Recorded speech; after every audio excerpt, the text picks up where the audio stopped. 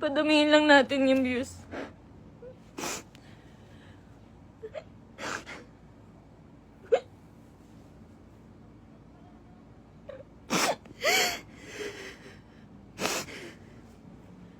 Magsasalita na po ako.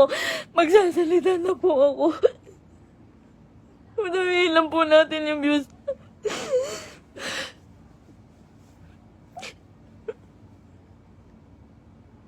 Magsasalita na po ako. Pipilitin ko pong isa-isahin. Pipilitin ko kahit gano'ng katagal tong live na to. Iisa-isahin ko po ang panggagago sa akin ni Merc. Ni Christian Merc Gray.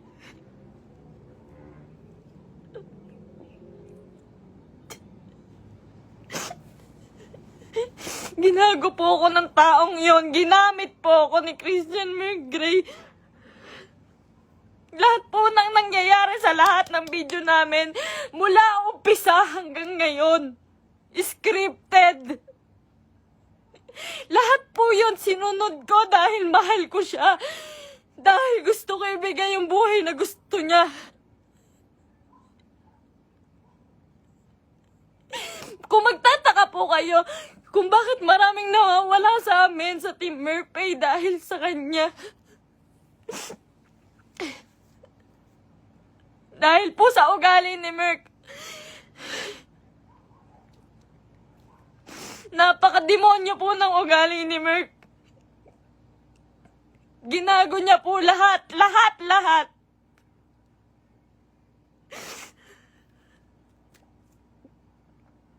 Ito po. Ito na. Umpisa mo na po. Alam niyo po, nag-umpisa kami sa... Nung galing po siya sa Brusco. Galing po si Merc sa Brusco.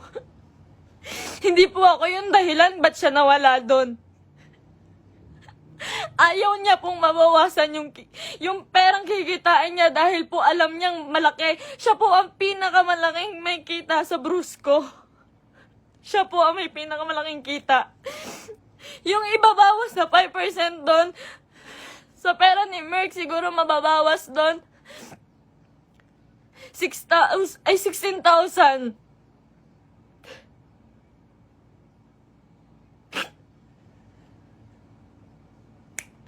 Lahat po ng kaibigan niya, ginamit niya.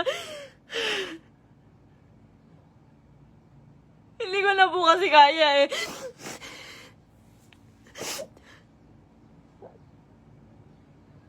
Sobra po yung ginawa ni Merc. Sobra. Hindi ko na po kaya. Pasensya na po kayo.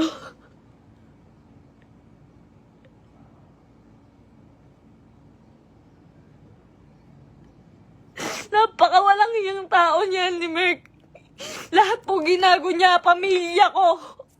Lahat po ng tao sa paligid niya, ginamit niya po. Scripted po lahat ng nangyayari. Sinusunod ko po siya. Kung makikita niyo po, lahat po ng video namin, puro bastos dahil po yun sa kanya. Ayoko po nun, walang may gusto nun. Kayo na pong bahala kung maniniwala kayo ngayon. Wala pong may gusto nun. Lahat po binigay ko sa taong yun.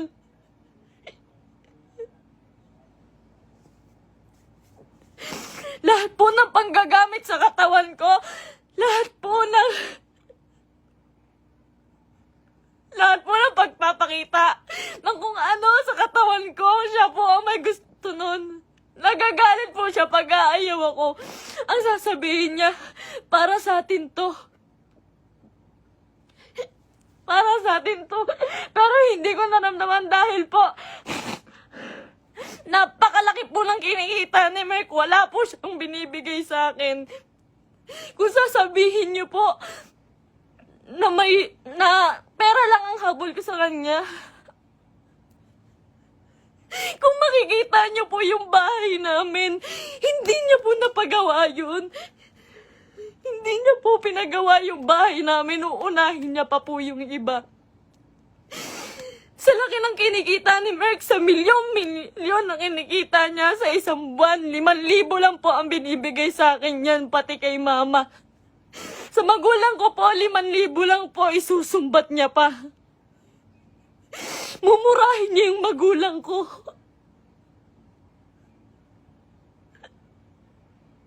Sasabihin niya, manang-mana ka sa magulang mo.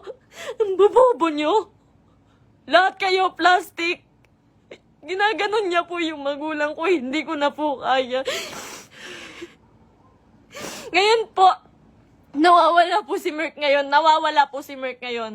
Lahat po ng nangyari, scripted po. Scripted. Tinatago po ako ni Merk. Tinatago niya po ako. Hindi niya po ako pinapalabas. Ayoko na po. Ayoko na talaga. Ayoko na po talaga.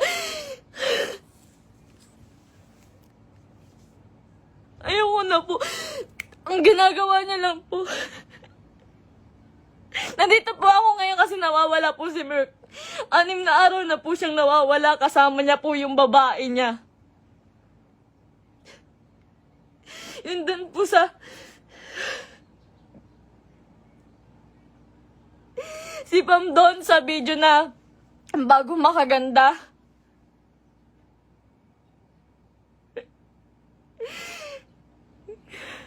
Huwag niya po sisihin yung kambal doon, si Chen Chen tsaka si Tantan. Yung Centeno twins po, huwag niyo po silang sisihin doon. Dahil utos po ni Merk lahat yun. Ako po, hindi ko na po kaya si Merk. Demonyo na po yung utak niya. Sobrang mukhang pera. Sobrang mukhang pera ni Merk. Lahat ng tao ginagago niya.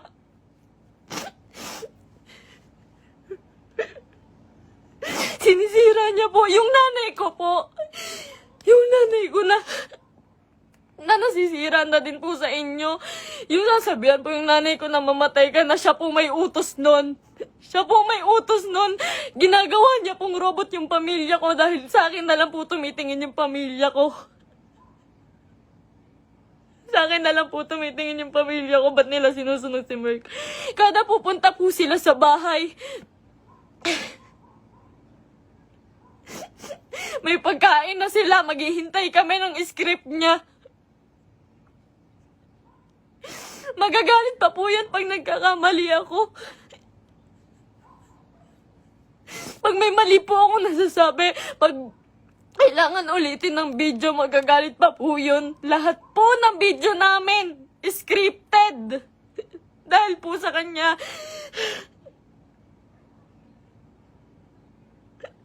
Sobrang abusado. May babae po si Merk ngayon. Yung babae nga, yung Pam po. Grabe, Merk. Pinatulan niya pa. May anak na po yun. May anak na. Sabi niya. Sabi ko nun, Mahal, baka naman papatulan mo yan. Baka naman totoohanin mo. Ang sabi niya nun, hindi. Kamukha yan ng ex ko. Hindi ako papatol dyan. Ginagago niya yung babae sa akin. Sinisira niya. Sabi niya, tanginang mukha yan. Papatulan ko ba yan? May anak na. Ginaganon niya yung babae. Ngayon, nandun siya. Sa Quezon po si Merk. May katibayan po ko. Lahat po. Lahat. Kahit sa chat, kahit yung babae. Nahuli ko po kasi dahil po dun sa post ng babae. Nag-post po yung babae. Nakasama po yung sasakyan namin. Tapos yung cellphone ko po, nagla-login po yun sa Quezon.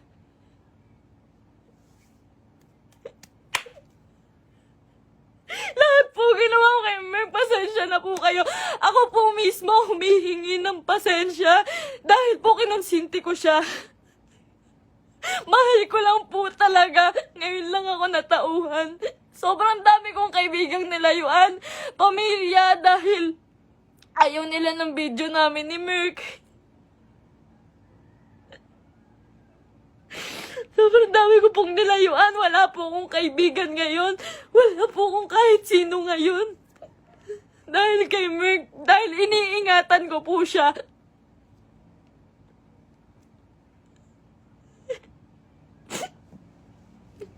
Kaya totoo po yung sinasabi niyo, scripted lahat sa amin. Scripted lahat ng buhay na binigay sa akin ni Merk.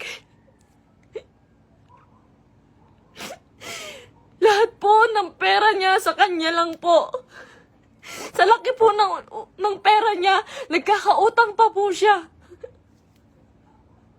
Sobrang sama ng tao. Ultimo shampoo namin, sabon namin, ako pa bumibili. Grabe po, pambabastos sa akin ni Merk. Hindi niya po ako nirespeto.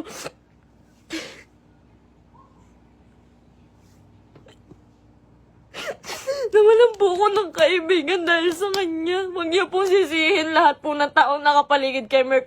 Dahil po lahat yun inuutusan niya. Sobrang bossy. Hindi niya naman po pinapalamon.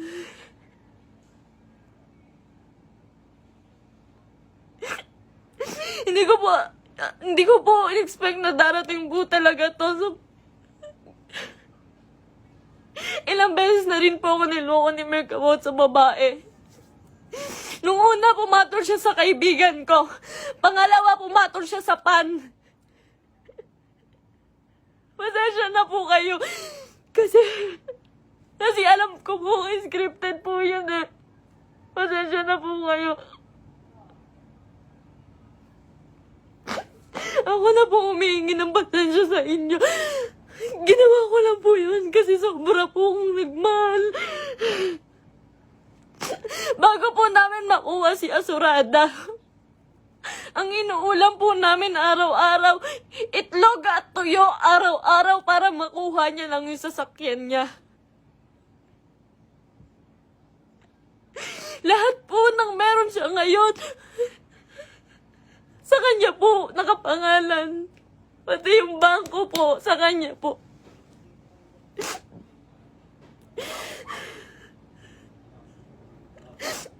Paghihingi po ako sa kanya, hindi po yun magbibigay. Ultimo sarili kong damit, ako pa bumibili. Sa isang buwan po, 5,000 lang ang binibigay niya sa pamilya ko. Tapos susumbatan niya pa. Lahat daw binigay niya sa akin. Yung singseng, sabi niya, 170K daw po yun. Malaman-laman ko, 30,000. Yung tatay ko, binastos niya. Binastos niya yung tatay ko. Hindi po siya nagpaalam sa tatay ko na magpo-propose siya. Nung time na yun po, hindi po maganda yung nangyari. Yung proposal po. Hindi po ako naniniwala sa proposal na yun dahil po alam ko na hindi totoo, na para lang yun sa video. Lahat po kay Merk hindi totoo.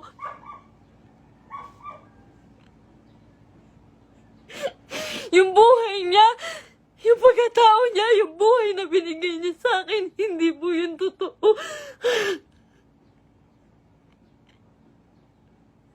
Lahat po ng kaibigan niya na malalapit sa kanya, ginago niya po lahat yun.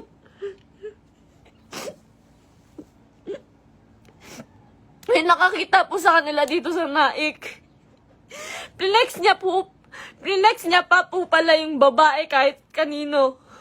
Pinakilala niya pa kung kani-kanino dito sa Naik. Sa mga taong malapit sa akin. Hindi niya alam.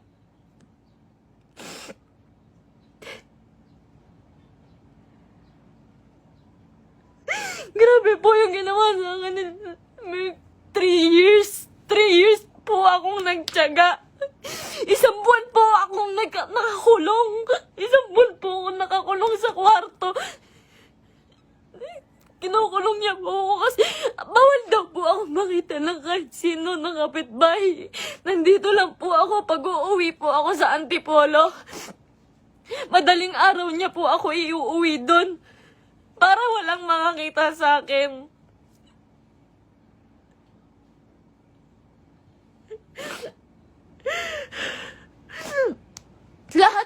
Lahat po ngayon suko na kay Merk. Nung isang araw po nasa ospital ako kasi nagtake po ako ng anxiety. Sobrang depressed na po. Sobrang depressed na po. Hindi niya alam yun. Hindi niya alam na naghahanap ako sa kanya. Kahit saan naghahanap po ako. Naghahanap ko siya eh. Kasi mahal ko po siya eh.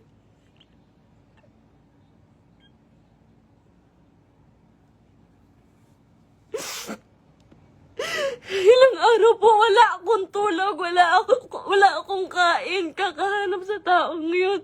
Tapos malaman-laman ko nakasama niya yung babae. Huwag niyo pong sisisihin yung mga tao sa paligid niya dahil siya po ang naggawa nitong gulong to. Huwag niyo sisihin si Kuya Mark, yung Centennial Twins. Kahit sino. Siya po ang gumawa nito. Sobrang boss po ni Merk. Sobrang pa-boss po. Sa lahat po ng video, kung makikita niyo po, lantad na lantad yung suso ko para lang mapanood ng mga tao.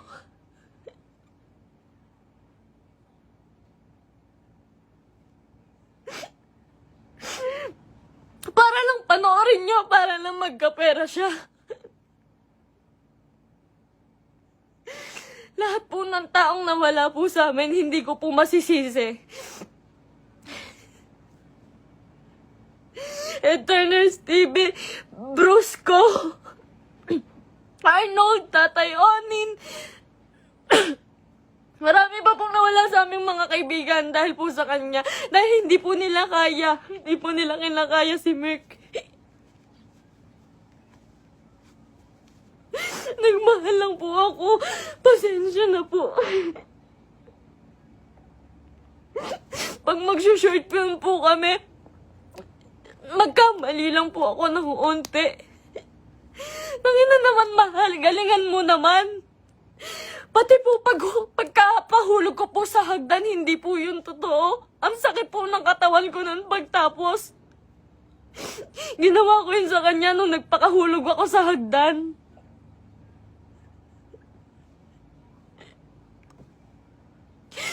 May mga pasa po ko lagi pag may nangyayaring hindi magandang prank. Lagi po ako nagkakasugat, nagkakapasa dahil po sa ginagawa namin. Hindi po ako nanghingi ng kahit piso kay Merk. Hindi po ako nanghingi ng kahit piso kay Merk. Hindi po. Lahat po ng account siya po may hawak. Kinukontrol niya po lahat. Hindi niya po mapagawa yung bahay ko. Sabi niya po sa CR namin, mahal, hindi ako magsi-CR dyan. Hindi po siya nag-CR sa CR namin sa bahay.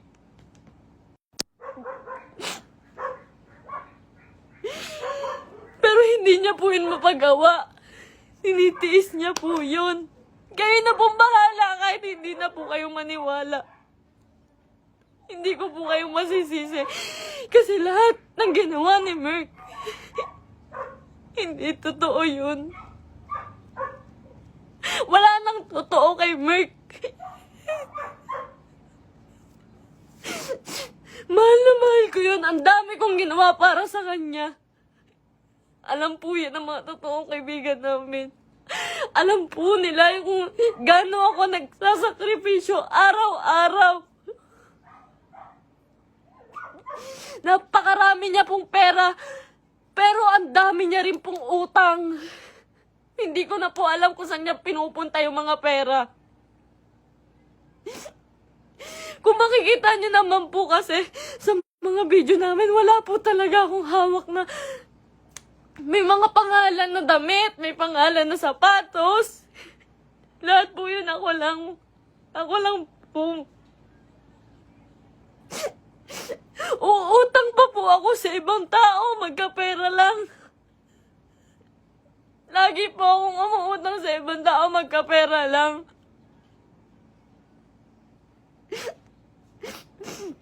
Ayun po, hindi ko na po kaya. Hindi ko na rin po talaga kinaya. Wala pa po akong tulog kain. Na-hospital pa po ako. Hindi po ako nagmamakaawa sa inyo. Wag po kayong maaawa sa akin. Gusto ko lang naman po sabihin sa inyo yung totoo. Kasi ayoko na pong may mga taong masaktan. Ayoko na pong... Hindi ko po kasi talaga kaya yung mga bash. Hindi ko po yun kaya. Nag-aaral po ako noon. Pinatigil niya po ako sa pag-aaral para lang po sa video. Yung pangarap niya po yung sinunod namin eh. Yung pangarap niya, tinabi ko na po yung pangarap ko. Grabe yung sakripisyo ng pamilya ko. Grabe. Sasabihin niya, yung nanay mo, plastic. Yung nanay mo, sa Cebu po. Sa Cebu, hindi siya nahiya. Hindi po siya nagbigay ng kahit ano, na kahit piso lang doon sa tiniran namin. Iniwan niya po ako doon para lang po sa babae. Sabi niya po may sponsor. Iniwan niya po ako sa Cebu. Magkasama po kami doon isang araw po. Ang usapan po, 1 linggo po kami doon. Kasi po pupunta na po kaming Canada. Mas malaki po kasi yung kita sa Canada. Kaya po kami pupunta ng Canada, pero hindi ko na po kaya.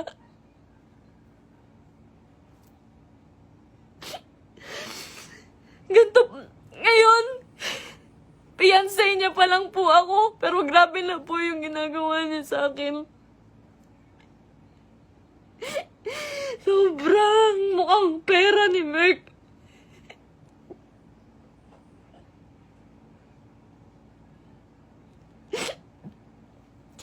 Magalit na po kayo sa akin, pero ginawa ko lang po yun kasi mahal ko po yung tao. Pasensya na po. Pasensya na po.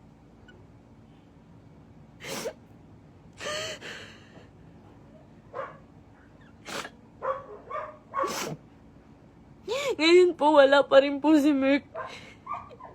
6 na araw na po siyang nawawala.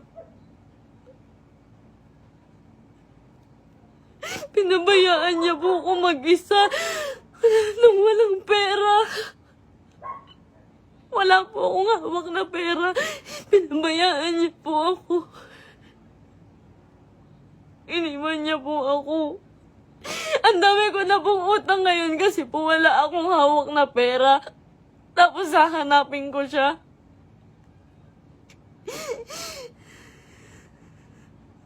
Masakit po kasi lalo eh. Fiancé na po kasi ako eh.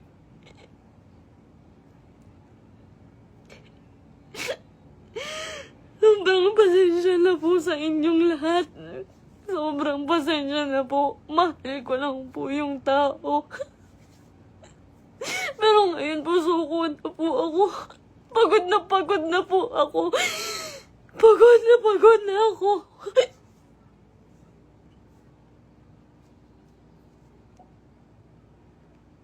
Pasensya na po.